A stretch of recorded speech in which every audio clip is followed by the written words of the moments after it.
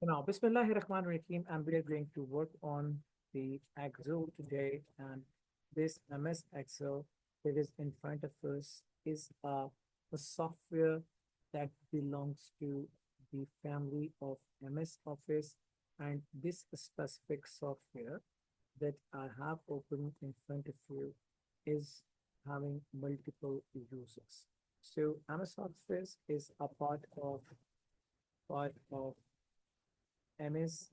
MS Excel is a part of MS Office family, and it is one of the softwares that has been designed by Microsoft. And the common uses of this software, common uses, I'm going to mention in front of you. The first common use of this specific software, which is MS Excel, is the designing of multiple calculation sheets. And then number two, this software is used for the designing of the results. And then number three is it is used for the designing of designing of the books of accounts, and it is used for books of accounts. And then number four, it is used for the designing of feasibility, feasibility report, feasibility report, and then it can be used as a source document for designing of the customer ledgers, customer customer ledgers, and then it is used for the sake of designing of books of accounts for Slovenia. It can be used for the designing of the financial statements, and even it can be used as a backup software for the websites as well. So there are multiple uses of this specific software that is known as MS Excel, and the typical uses, which are very common uses, rather we can say them. Excel is a part of MS family, and the common uses include designing of the multiple calculation sheets. Even we can work on designing of the reports, and then books of accounts, and then the feasibility reports, and the customer ledger, designing of the financial statements, and then the backup software for the website. So there are multiple uses of this MS Excel software, one of the most valuable softwares that has been designed by Microsoft, and it is the only one software that is designed for making the calculations by itself in total.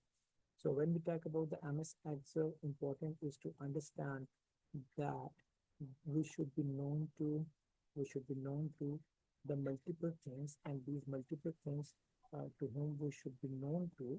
The first thing is that multiple things multiple things which should be known to us, or we should be known to them.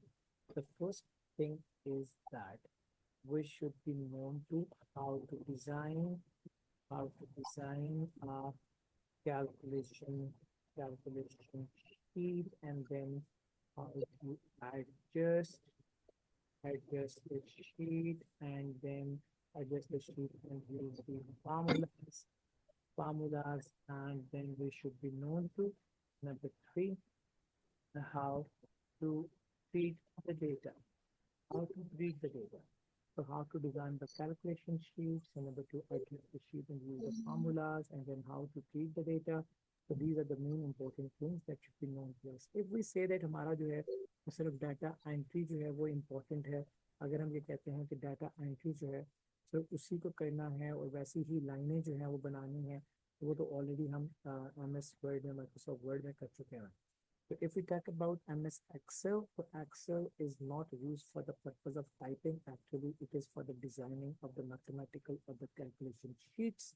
And important is that सिर्फ sheets ही का बनना नहीं, we can add graphs, हम इसमें लिख भी सकते हैं, मगर अगर हम बात करते हैं that what is the main thing that that make the software different than others, and that is what known as the numeric data calculation and the treatment of the numeric data. तो ये चीज़ जो है ना ये बड़ी important होगी, हमारे से होना चाहिए. So data entry and data treatment.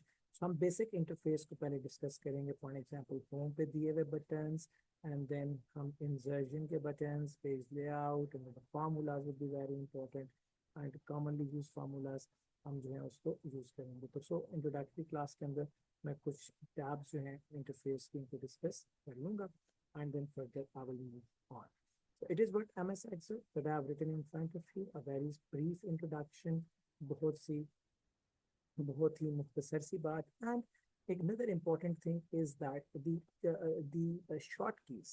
After the class, I will be sending this lecture recording. I will be sending this lecture recording along with the lecture recording. I will be sending the short keys as well. मैं short keys ही भिजवा दूंगा. वही सारी short keys हैं जो almost जो कि चलती थी हमारी MS Word में, पहले भी भिजवाएंगे, लेकिन Excel के अलावा मैं भिजवा दूंगा. The most commonly used are Control C for copy the data, Control V for the sake of pasting the data, Control X to cut the data, and then Control Z to recover the data, and Control Y to redo the data. So in majority, this is Control S for saving the sheet. So these are very commonly used, short key. But even then, I will send certain short keys after the lecture, and along with that, along with the lecture, जब आपको मिल जाएंगी तो उनको अपने पास save कर लीजिएगा.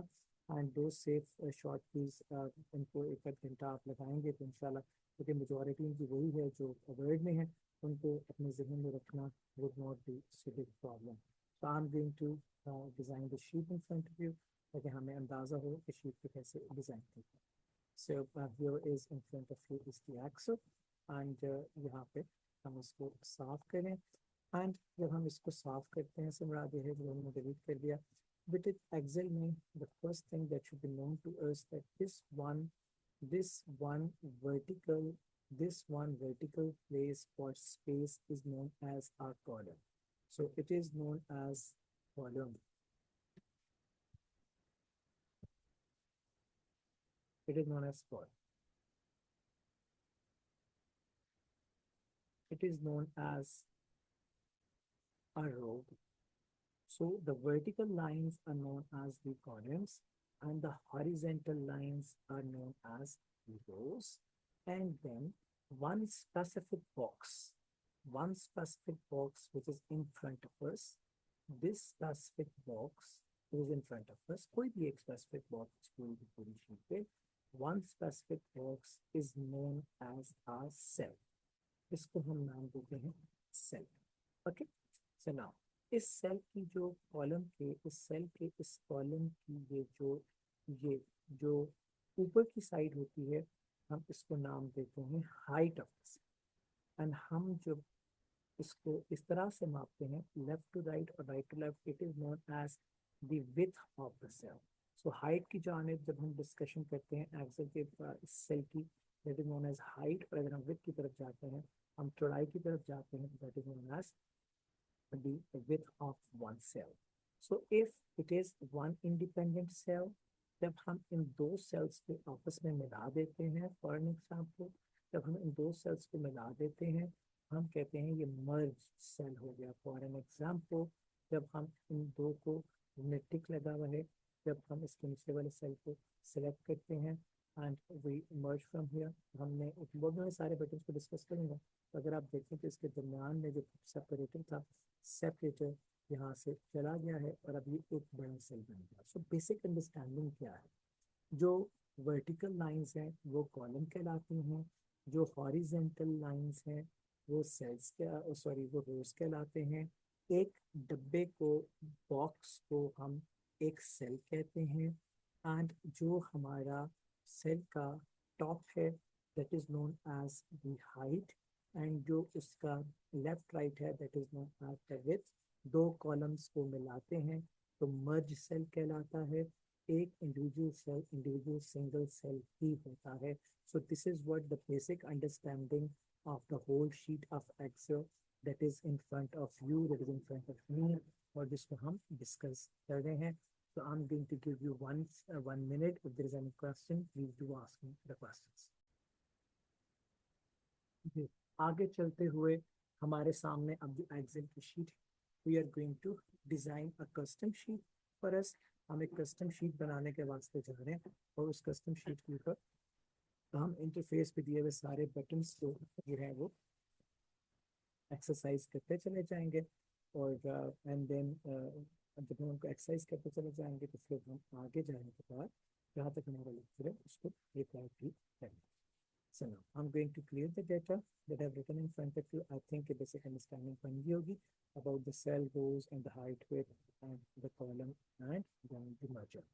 So हम यहाँ पे एक शीट डिजाइन करते हैं। इस जितने एरिया को अगर मैं यहाँ से अगर लेफ्ट पे देखूँ तो vertically here is A B C D and E, और मैंने अपना कर्सर ब्लिंक कर्सर को हाईलाइटिंग शुरू कर दिया।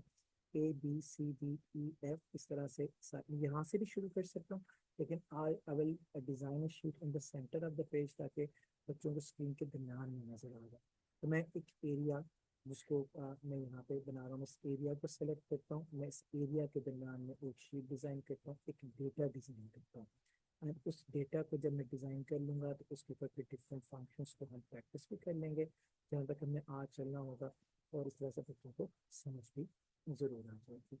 सुना, अब हम जाते हैं डिज़ाइनिंग की तरफ। तो मैं यहाँ पे एक शीट डिज़ाइन करता हूँ, और उस शीट के पहले कॉलम में मैं लिखता हूँ serial serial number serial number। So now you see I have written a word serial number। अब अगर हम देखें तो सीरियल नंबर एक कॉलम से बाहर को आया हुआ है। अब इस सीरियल नंबर का जो वर्ड है, इस सीरियल नंबर के वर्ड को एक कॉलम में अब देखें तो सेल से बाहर है। सो अगर हम इसको ध्यान कर लें या इसको थोड़ा सा गौर से देखें तो हम ये समझते हैं तो ये जो बाहर आ रहा है वो दूसरे कॉलम को डिस्टर्ब कर रहा है।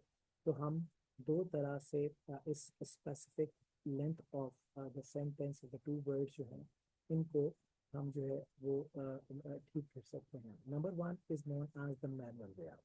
अगर हम टॉप पे जाएं तो यहाँ पे देखें एच का जो पूरा कॉलम है, जब मैं इसके ऊपर जाता हूँ तो एक एरो का निशान बना आता है। मैं एरो को प्रेस करता हूँ और यहाँ पे जैसे ही मैं इसके राइट साइड या लेफ्ट साइड पे जाता हूँ तो एक प्लस का निशान बना आता है। This plus sign is now asking me that if I want to increase the width of the column, then अगर मैं इसको अपने माउस के लेफ्ट यानी कि इंडेक्स वाले बटन से क्लिक करता हूँ और ड्रैग करता हूँ राइट साइड पर, तो अगर आप ऊपर देखें तो विथ बढ़ना शुरू हो गई है, पिक्सल्स 94 पे आ गए, एंड देन विथ इज 13.29।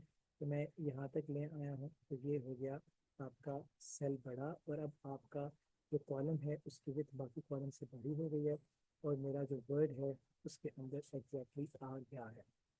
सो अगर मैं बात करता हूँ मैनुअल एडजस्टमेंट की या manual adjustment of the cell की, it is the way out जो अभी आपको सर ने समझाया है।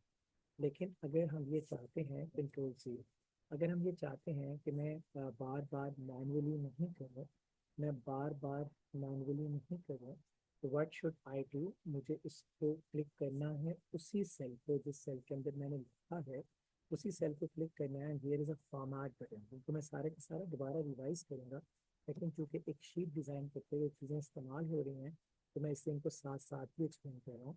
तो इस सीरियल नंबर को अगर मैं चाहता हूँ कि एक सिंगल कॉलम के अंदर ही रहे और खुद से ही उसका साइज एडजस्ट हो जाए, मैं फॉर्मेट के नीचे दिए हुए छोटे एरो को प्रेस करूँगा और नीचे आ गया।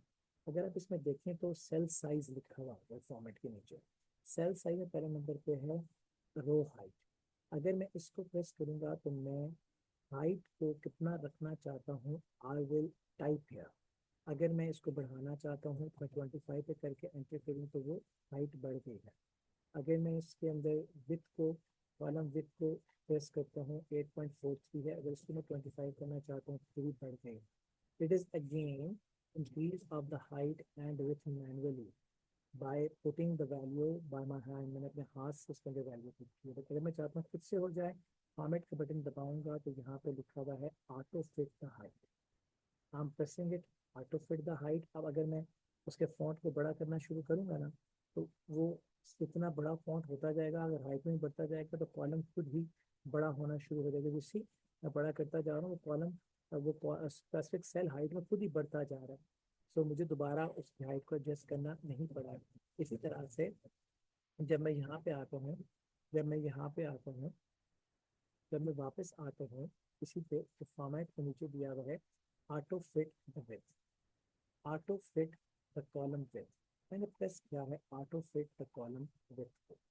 जब मैंने ऑटो फिट किया है कॉलम विड्थ को, तो अगर आप देखें तो सीरियल नंबर जो है, सीरियल नंबर जो है, उसका वर्ड जो है वो उस कॉलम के अंदर अब पूरा आ गया। अब अगर मैं यहाँ पे लिखता हूँ सीरियल नंबर, और आगे मैं इसके कुछ और भी लिख देता हूँ, serial number for C A students, serial number for C A student for an example. So know what's happening, उसके दरम्यान कोई लाइन नहीं है, that cell is no increasing, that cell is increasing. तो अगर मैं एक सेल की हाइट को या एक सेल की विड्थ को मैं ऑटो एडजस्टमेंट पे लेके जाना चाहता हूँ, तो मैं फॉर्मेट के बटन से, ये जो फॉर्मेट का बटन है, इससे मैं उसको ऑटो विड्थ और ऑटो हाइट पे लेके जा रहा हूँ जब मैं एक एक स्पेसिफिक सेल की बात करूँ। मगर अगर मुझे फॉर एन एग्जाम्पल यहाँ से लेके, यहाँ से लेके यहाँ तक मैं एक शीट डिजाइन करता हूँ, और मैं ये चाहता हूँ कि ये सारे के सारे सेल्स जो इन इसके दरमियान आ रहे हैं, ये सारे के सारे ऑटो हाइट पे चले जाएं और ऑटो विड्थ पे चले जाए। व्हाट शुड आई डू, मैं पहले सेल में सिलेक्ट करूंगा, फिर मैं अपने मैं अपने इंडेक्स फिंगर के माउस के लेफ्ट बटन के साथ इस सेल पे प्रेस करके ड्रैग करूँ। जहां तक मैं ड्रैग करके ले जाऊंगा वो एरिया सेलेक्ट हो गया है। अब मैं आ रहा हूँ फॉर्मेट पे और मैं लिख रहा हूँ ऑटो विथ। तो अब वो ऑटो विथ पे आ रहा हूँ, तो वो मुझसे यहाँ पे आ रहा है auto with the column with. तो मैं auto fit the column with पे आ गया हूँ। तो अब मैं किसी भी सेल के अंदर कुछ प्रेस करना शुरू करूँ तो वो ऑटोमेटिकली उसकी लेंथ को एडजस्ट करता चला जाए। इफ आई वांट दैट पूरी की पूरी शीट जो है वो ऑटो एडजस्टमेंट पे चली जाए, तो it will be the way out of doing that thing. And what is that way out जो मैंने बताया है कि हम उसको फॉर्मेट के बटन से करेंगे। लेकिन जब हम उस एक्सरसाइज पर आ रहे होंगे और दोबारा इस दफ़ा एक दफ़ा इसको करेंगे तो इंशाल्लाह think will get overall attain किया। लेकिन एक इनिशियल कॉन्सेप्ट बिल्डिंग के लिए मैंने ये बात आपसे की। सो पहले कॉलम में हम लिखते हैं सीरियल नंबर, या हम पहले कॉलम में हम लिख देते हैं पेपर नेम, पेपर नेम्स हम लिखते हैं पेपर नेम्स।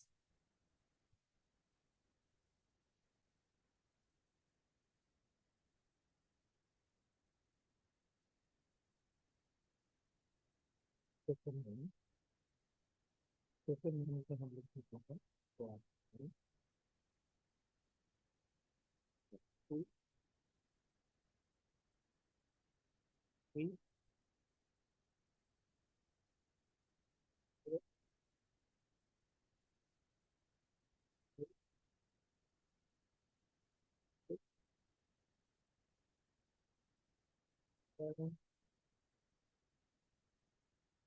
तो हमने 8 सब्जेक्ट्स के नेम्स लिख दिए हैं पेपर्स नेम के अंदर। ठीक है जी, हमने इनके नेम्स लिख दिए हैं पेपर नेम के अंदर। अदरवाइज में ये बात भी तो आ सकती थी कि हम यहाँ पे हमने जो कैफ वन लिखा है, अगर हम इस कैफ वन को, इसके कॉलम को हमने हर 8 पेपर्स तक हमने इसको 8 पेपर्स तक हमने इसको मैनुअली टाइप किया है, तो क्या ऐसा नहीं हो सकता था कि हमने जो उस पेपर में लिखा हुआ है वही स्ट्रेच डाउन होकर नीचे आ जाता और मुझे बार बार टाइप ना करना पड़ता? इतना ऑटोमेटिक सॉफ्टवेयर है, तो क्या ये सहूलत मुयसर है? तो आंसर इज हाँ, बिल्कुल है। कैसे? हम कैफ वन यहाँ लिखेंगे, कैफ वन लिखते हैं। जैसे हम कैफ वन लिखेंगे, इस बॉक्स के ऊपर क्लिक करेंगे, बॉक्स के इर्द गिर्द एक गहरा काले रंग का बॉर्डर है, और यहाँ पे नीचे अगर देखें तो एक छोटा सा स्पॉट बना हुआ है। यहाँ पे जब हम देखेंगे ना तो एक छोटा सा स्पॉट बना हुआ आ जाएगा। मैं वहाँ पे सर्कल कर रहा हूँ और फिर दोबारा वापस जा रहा हूँ। तो देखें यहाँ पे एक सर्कल बना हुआ है। देखिए रेड सर्कल के अंदर ना एक छोटा सा बॉक्स बना हुआ है।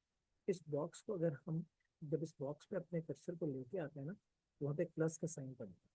हम अपने माउस के लेफ्ट बटन से प्रेस करेंगे इसको और यहाँ से नीचे खींच लेंगे। अगर हम इसको ड्रैग डाउन करेंगे तो ऑटोमेटिकली क्या 1 2 3 4 5 6 7 8 8 खुद से ही लिखा हुआ है। हमें सब कुछ दोबारा टाइप नहीं करना पड़ा है। सो कैफ 1 कैफ 2 कैफ 3 कैफ 4 कैफ 5 कैफ 6 कैफ 7 खुद से आ गया है। लाइक 1 लिखा मैंने, मैंने इसको प्रेस किया और ये देखिए मैंने कोने से नीचे दबाया तो सारे का सारा 1 लिखा गया है। अब मामला ये है, अगर हम ये चाहते हैं कि खुद से ही लिखा जाए तो कैफ 1, उसके बाद मैंने ड्रैग किया तो देखें कैफ 8 तक चला गया, लेकिन जब मैंने 1 टाइप करके ड्रैग किया ना तो 1 लगातार आ गया है, because software could not recognise what I wanted to do. तो अब जब मैंने कैफ 1 के साथ को ड्रैग किया तो कैफ 1 2 3 नीचे इसलिए आ गया, उस फील्ड पे ऑलरेडी कैफ 1 2 3 4 5 लिखा हुआ था, software sense that what I want to do. अब चूंकि 1 के बारे में सॉफ्टवेयर सेंस नहीं कर सका, उसने सारे कॉलम्स में 1 ही डाल दिया। तो अगर आप 1 को 10 तक या 8 तक स्ट्रेच करना चाहते हैं, उसका तरीका ये होगा कि हम पहले कॉलम में लिखेंगे 1, दूसरे में लिखेंगे 2, then we will select the fourth columns. अब जब इसको आप ड्रैग डाउन करेंगे ना, जहाँ तक आ रहे हैं उतना ही वो नीचे नंबर ऑफ, अब 2 कॉलम्स में लिख के 1 और 2 एंड देन दोनों को सेलेक्ट करके जब हम ड्रैग डाउन करेंगे ना, तो फिर उससे वो सॉफ्टवेयर सेंस करेगा that they want to increase the sequence of they want to enhance the sequence, they want to increase the sequence of counting. So it is what the way out of making the things arranged in a proper manner. तो ये है वो तरीकाकार जिसके जरिए हम जो है ना वो अपनी जो है वो सीक्वेंस को मेंटेन करते हैं। So मैं वापस आता हूँ, I hope this will be understanding और अंडरस्टैंडेबल। तो हमने पेपर का नाम लिखा है और पेपर का नाम हमने लिखा पहले कॉलम में, I am designing rough sheet for you people and it is cap 1 2 3 4 5 6। तो अगर ये पेपर नेम्स है तो हम यहाँ पे लिखते हैं परसेंटेज स्टूडेंट्स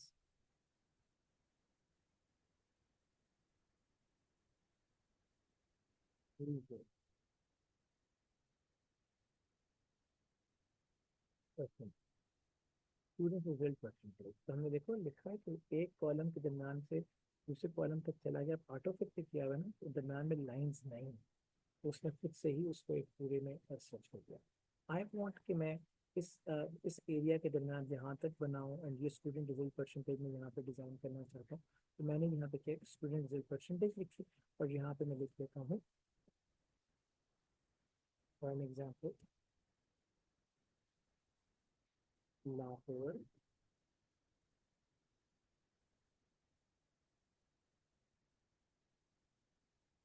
यहाँ मैं लिखता हूँ कराची,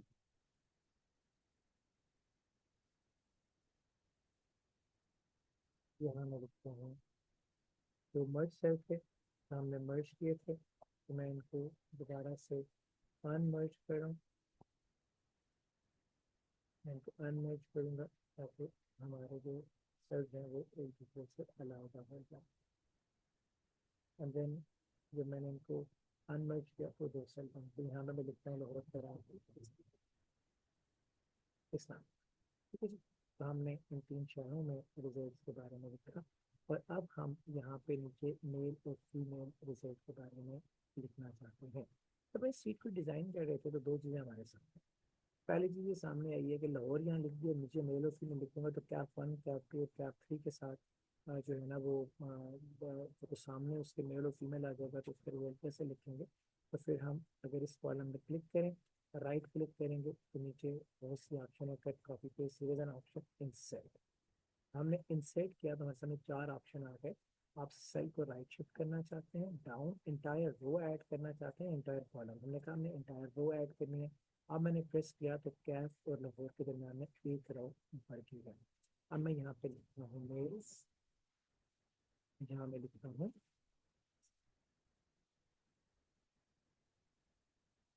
मेल्स का एंड फीमेल। आज मैंने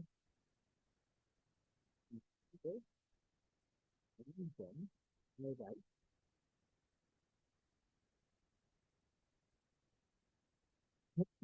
इस तरह से मैंने डिजाइन कर लिया है उससे एक पूरी की पूरी sheet.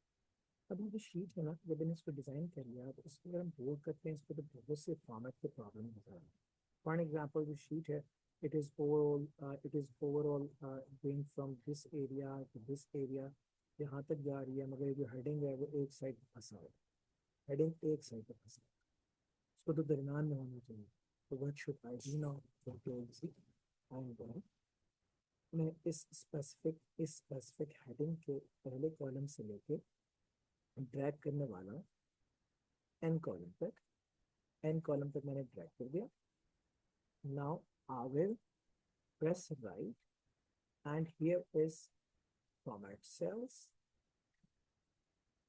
After format cells, I can merge this area. But if I don't want to do this thing, because ये बाद में जाके अगर हमने करना, यहाँ से ऊपर टॉप पे देखे merge कर.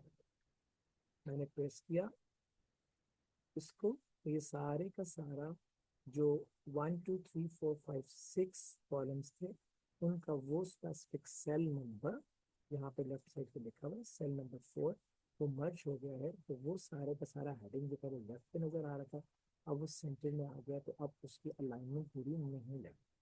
तो इस तरह से हमने नीचे देखें तो मेल और फीमेल्स ये भी लेफ्ट पे लगे हैं. अगर हमें कराची, लाहौर, इस्लामाबाद मेल फीमेल्स हम चाहते हैं, तो उनको मैं सेंटर अलाइन कर दूँ सेल के. तो मैं इन सबको सेलेक्ट कर रहा हूँ जैसे हम वर्ड में किया करते थे. Left button of the mouse से सबको सेलेक्ट कर लिया. look at the top here, it is written align left, align right, it is align center. मैं प्रेस करता हूँ तो वो सारा सेंटर में अलाइन. ओके, वो सारा सेंटर में अलाइन हो गया है. बस अगर मैं यहाँ पे क्या 1 2 3 4 5 6 7 8 को भी मैं इस तरह से सेंटर अलाइन करना चाहूँ तो प्रेस सेंटर, तो वो सेल के सेंटर में आ गया. ये लेफ्ट से राइट जो है अलाइनमेंट हो रही है.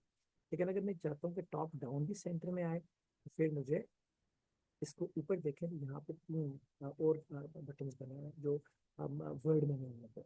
It is what align at the top, align in the centre, align at the bottom. ये हाइट के हिसाब से. तो मैंने सिलेक्टेड इसको, जब मैंने अलाइन सेंटर किया तो सारे के सारे वर्ड सेंटर में. अब अगर ये कॉलम बड़ा भी होता जाएगा तो वो खुद से ही ऑटोमेटिकली सेल उसको सेंटर में अलाइन करेगा, हाइट में भी देगा. अब अगर मैं इस शीट को देखता हूँ, तो इस शीट में लाहौर, कराची और इस्लामाबाद की जो मैंने शीट्स बनाई हैं, इसमें मेल और फीमेल के दरमियान में लाहौर होगा. मैंने अभी ऊपर सिखाया था, हम लाहौर और उसके साथ राइट वाले कॉलम को ड्रैग से एक करेंगे और फिर हम दबाएंगे मर्ज के बटन को. ये मर्ज हो गया, लाहौर सेंटर में आ गया दोनों के, कराची मर्ज हो गया सेंटर में आ गया, इस्लामाबाद मर्ज हो गया सेंटर में आ गया. और इस तरह से हमने लाहौर, कराची, इस्लामाबाद और मेल फीमेल्स के सेंटर में रख दिया है. अब मैं आता हूँ इस शीट के ऊपर. हमें नज़र नहीं आ रहा शीट का लेफ्ट मार्जिन कौन सा है, राइट मार्जिन कौन सा है. हमें शीट के मार्जिन को डिफाइन करना है, बिकॉज अगर हम शीट के मार्जिन को डिफाइन नहीं करेंगे तो हमें समझ नहीं आएगी at the time of print that हमने किस एरिया का प्रिंट लेना, और फिर नज़र आने वाले को भी अंदाज़ा नहीं होगा वर्किंग कहाँ तक की हुई है. तो हम क्या करने जा रहे हैं, हमने पेपर नेम से लेके फीमेल के एन कॉलम तक आके नीचे 8 तक चले गए. और यहाँ पे ऊपर अगर देखें, मेरा कर्सर ब्लिंक कर रहा होगा, लुक एट दिस वन. यहाँ पे लिखा हुआ बॉर्डर्स, जैसा हम एमएस वर्ड में किया करते थे. इसके एरो को हम प्रेस करेंगे, लिखा हुआ है बॉर्डर बॉटम पे आए, बॉर्डर टॉप पे आए, बॉर्डर लेफ्ट पे आए, बॉर्डर राइट पे आए, कोई बॉर्डर ना हो, all border replace all border. तो हमने देखा कि हमारे सिलेक्टेड एरिया के इर्द गिर्द सारे बॉर्डर्स बन गए. व्हाट आई एम डूइंग, मैं किसी भी स्पेसिफिक की को, किसी भी स्पेसिफिक टैब को, किसी भी स्पेसिफिक फंक्शन को नहीं पढ़ा. मैं एक इनिशियल शीट बनाने का तरीका समझा रहा हूँ. और इस तरीके के साथ अगर किसी बटन को यूज़ कर रहा हूँ तो मैं उसको ज़रूर यूज़ कर रहा हूँ, तो वो आपको समझ में आ रहा होगा. इस बेसिक शीट को ओरिएंटेशन लेक्चर में बताने की रीज़न ये है ताकि हमें इस बात का इदराक हो जाए, इस बात का पता लग जाए कि शीट बेसिकली डिज़ाइन कैसे होती है. एक दफ़ा शीट डिज़ाइन हो जाएगी तो हम इसके ऊपर सारे के सारे फंक्शंस जो है एमएस एक्सेल के, उनको डिस्कस भी कर लेंगे. इन सारे के सारे फंक्शंस को हम ऊपर इंटरफेस पे टॉप पे दिए हैं, तो मेरा कर्सर जो है, तो मेरी चीज़ें मेरा पेन मूव कर रहा है, इन सारे के सारे फंक्शंस को हम एक दफ़ा शीट बन जाएगी तो उसके बाद बेहतर तरीके से अंडरस्टैंड होगा. अब जब हम इस शीट को गौर से देखते हैं तो हमें लगता है ये कि सब कुछ ब्लैक ब्लैक ब्लैक ब्लैक, सारा कुछ, तो कुछ डिफ्रेंसिएशन नजर नहीं. तो हम टाइटल को, जो उस पर टॉप पे दिया हुआ है, हम टाइटल को क्लिक करके यहाँ पे देखें ए लिखा, जैसे कलर फॉन्ट, तो हमने कलर को, कलर फॉन्ट से इसको टाइटल को हम करने कर दिया रेड, हमने रेड कर दिया शीट। और हम ये चाहते हैं कि शीट का टाइटल रेड हो ताकि डिफरेंट नजर आएगा। एंड देन हमने पेपर्स का जो कलर है उसको हमने कर दिया है, for an example we use what, we use something like, हम इसको ऑरेंज पे यूज कर लें, but that should not be, that will not be that visible. हमने इसको डार्क ग्रे कर देते हैं, तो हमने इसको ग्रेश, समथिंग लाइक ग्रेश, और ब्लैकिश भी हो जाए तो भी ठीक है, मसला। तो हमने इस तरह से इसको डिजाइन। अब हम अगर गौर से देखते हैं, हमें लगता है कि फॉन्ट जो है ना, जो ये वाला, वो और नीचे वाले सारे फॉन्ट्स भी एक जैसे, इसको डिफरेंट होना चाहिए। तो मैं फिर इसको क्लिक करता हूँ, here is a button that is known as bold button, जो था एक्सेल में भी, उसमें वर्ड में भी यूज करते थे। कोई प्रेस बोल्ड बटन और अब देखें तो वो थोड़ा सा ब्रॉड हो गया।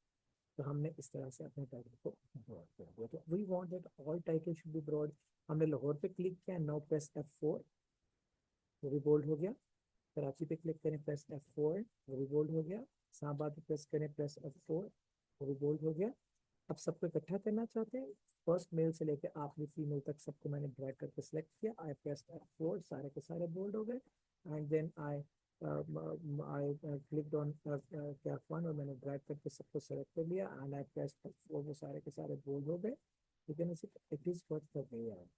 हमने एक शीट की भी रफ शक्ल बना, हमने एक रफ शक्ल बनने के बाद हमें लगता ही है कि लाहौर, कराची, इस्लामाबाद, मेल फीमेल, ये तो सारे एक जैसे नजर आए।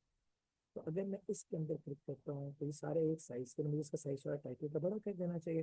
तो मैंने यहाँ क्या किया, रेड के अंदर क्लिक किया और यहाँ से मैं इंक्रीज कर रहा हूँ फॉन्ट के साइज को। और इस तरह से जब मैं फॉन्ट के साइज को इंक्रीज करता जाऊँगा, अब मेरा title is quite a bit more visible in in this specific sheet. अब जब मैंने इसको गौर से देखा, तो मुझे ऐसे लगता है कि one awkward thing is there, and that awkward thing is के टाइटल के साथ पेपर नेम्स आ, पेपर नेम्स टाइटल के साथ looking very awkward। What I will do, मुझे क्या करना है, आई शुड डू नाउ। मैंने यहाँ से पेपर नेम्स को उखाड़ा, मैं पेपर नेम्स को यहाँ से उखाड़ता हूँ। I press copy, control C, and then I took them to outside, control V। तो यहाँ पे मैंने इसको कर देता हूँ डिलीट। और अब मेरा टाइटल आ रहा है सिर्फ पेपर के नेम्स के बगैर। अब पेपर नेम्स के बगैर आ रहा है, तो अब क्या मुझे टाइटल को एडजस्ट करना चाहिए इस नंबर में? Answer is yes. तो व्हाट शुड आई डू, मैंने बता चुका। लेफ्ट कॉलम को क्लिक करूंगा, ड्रैग करके दूसरे कॉलम के साथ इकट्ठा कर दूंगा। After selection I will press merge button, और अब हमारा जो कॉलम है, column 1 and column 2 and column 3, इन सबको मैंने मर्ज कर दिया। जब मर्ज कॉलम पे, अब मैं वापस जा रहा हूँ, फिर से समझिएगा। पहले ये एरिया मर्ज, ये एरिया मर्ज था, और ये एरिया मर्ज नहीं था। जब मैंने पहली दफा इसको और इसको सेलेक्ट किया और मैंने मर्ज का बटन दबाया, तो ये दोनों मर्ज नहीं हुए, बल्कि इसके अंदर मर्ज कॉलम जो थे वो सारे के सारे डी मर्ज हुए।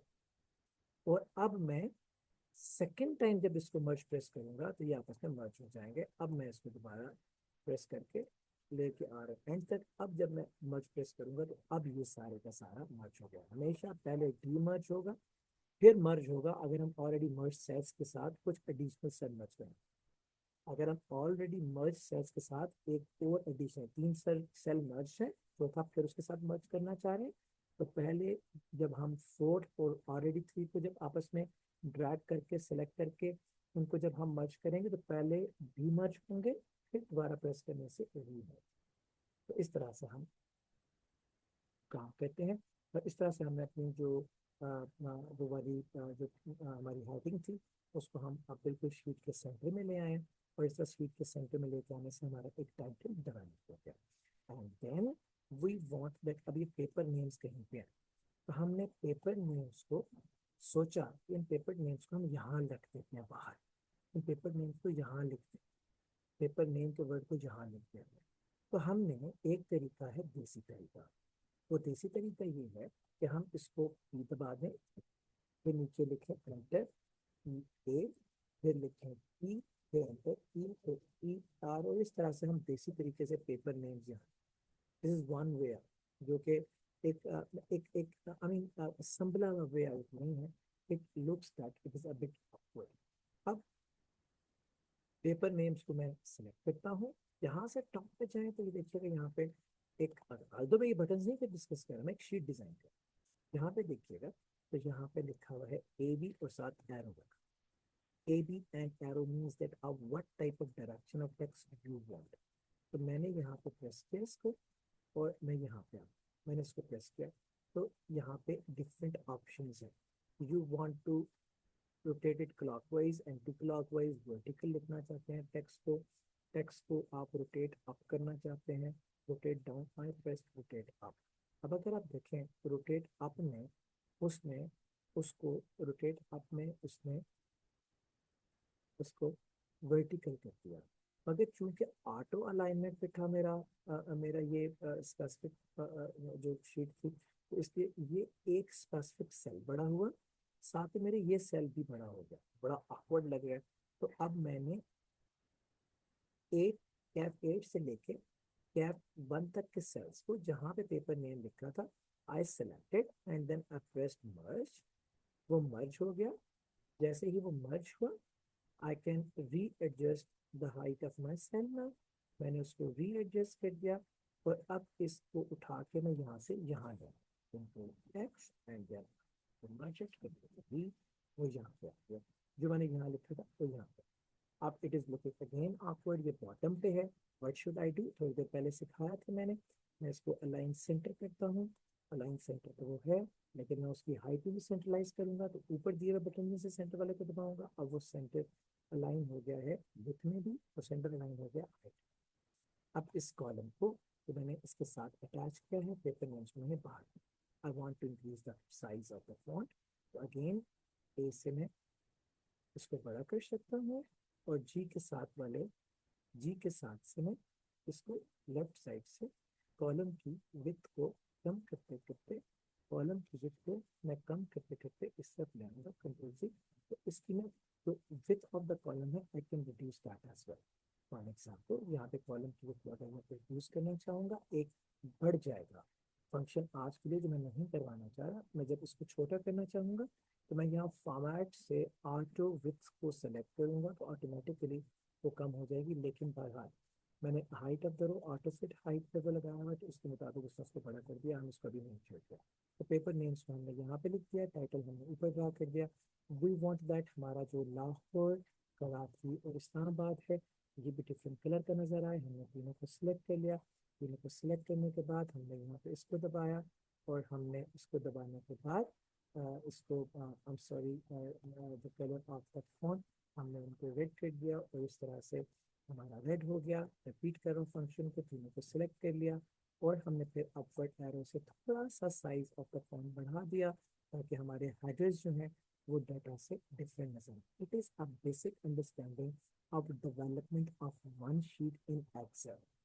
Now this raw sheet I will carry for the whole session. मैं अपने एक्सेल की रॉ शीट आज के इंट्रोडक्टरी लेक्चर में जो मैंने बनाई है आपके सामने प्रेजेंट, इसको बनाने के तरीके को मैंने बार बार रिपीट किया, ताकि आपको सेल, आपको कॉलम, आपको विड्थ, आपको height, adjustment, merger, demerger and then text rotation के बारे में कुछ समझा पाऊँ। लेकिन मैंने डिजाइनिंग के कॉन्टेक्स्ट में आज डिस्कस किया, मैंने कोई एक स्पेसिफिक एक भी कोई एक not even a single specific tab भी मैंने आज नहीं पढ़ाई है। मैं सिर्फ शीट को डिजाइन करते हुए चीजें बोलता जा रहा था, ताकि आपको ये समझ आती है कि जीशान क्या कह रहे हैं। लेकिन नेक्स्ट क्लास में मैं इस शीट के ऊपर, इंटरफेस के ऊपर दिए हुए हर एक स्पेसिफिक टैब बटन को एक्सप्लेन करूंगा, और इस एक शीट को जो मैंने आज इंट्रोडक्टरी लेक्चर में आपके सामने डिजाइन की है, मैं आने वाले सारे लेक्चर्स के अंदर इस एक शीट को ही मॉडिफाई करता जाऊँ, इसी को मॉडिफाई करता जाऊंगा, चलता जाऊंगा, और इस मॉडिफिकेशन के साथ ही मैं अपना कोर्स खत्म कर दूंगा, और जितने फार्मूलाज हैं सारे इस पे लगाए, ऑटो फंक्शन सारे इस पे लगे, ऑटो वर्ड एक्सट्रैक्शन सारी इस पे लगे, highlighting of any specific text इस पे लगे, ताकि आप लोगों को अंदाजा हो कि शीट के अंदर चेंजेस कैसे होंगे। इसी के नीचे ग्राफ्स इसी के बना, इसी के नीचे मैं इसके चार्ट्स बनाऊंगा। इसी के साथ मैं आगे चलता जाऊंगा और लगातार ये शीट चलाऊंगा ताकि आप लोगों को अंदाजा हो how we make a change or how we add the value and how we auto generate the formulas and we auto generate the result। वो सारे साथ साथ चलते जाएंगे। I hope this introductory lecture will be would have given you something to understand that what Excel is actually and how we design a rough sheet। I'm not talking about the data and the data treatment। मैंने किसी चीज़ की कोई बात नहीं की है, मैंने सिर्फ एक रफ शीट डिज़ाइन की है ताकि मैं एक रफ शीट पर चलते हुए आप लोगों को आगे सारे सेशन में समझा पाऊँ कि एक्सेल पे कैसे काम करते हैं। If there is any question I will be very happy to answer the questions.